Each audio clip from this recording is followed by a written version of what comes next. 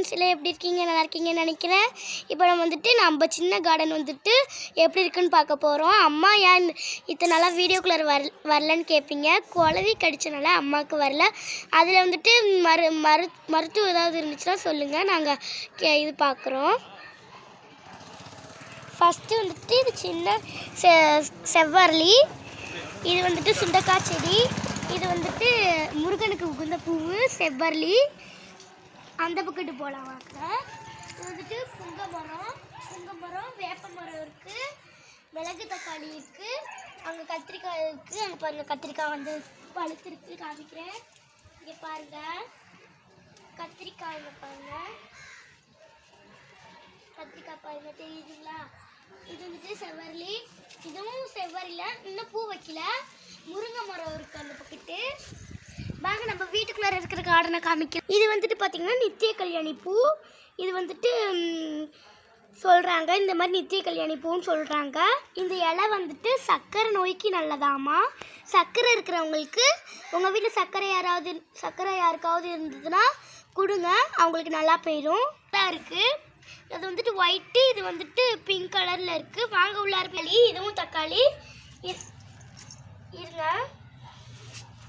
இது காக்கரட்டா. இங்கே பாருங்கள், மொக்கு வச்சுருக்கு, எவ்வளோ பெருசாக இருக்குது பாருங்கள். நானே இப்போ தான் பார்க்குறேன்.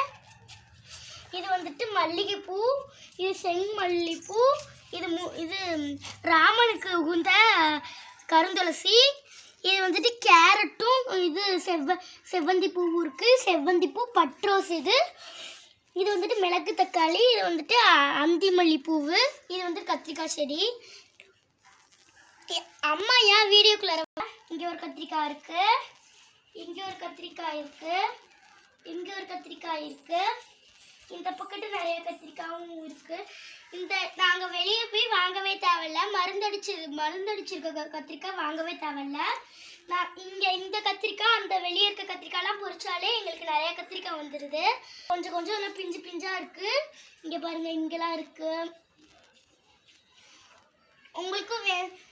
உங்களுக்கும் இந்த மாதிரி கார்டன் வச்சிருக்க பிடிச்சிச்சின்னா நம்ம சேனலை மறக்காமல் சப்ஸ்கிரைப் பண்ணிடுங்க, லைக் பண்ணிடுங்க, ஷேர் பண்ணிடுங்க, கமெண்ட் பண்ணிடுங்க. இப்போ நம்ம இந்த இதை பற்றி நம்ம சொல்லிகிட்டு இருக்கோம். தண்ணி ஊற்றுறத பாருங்கள்.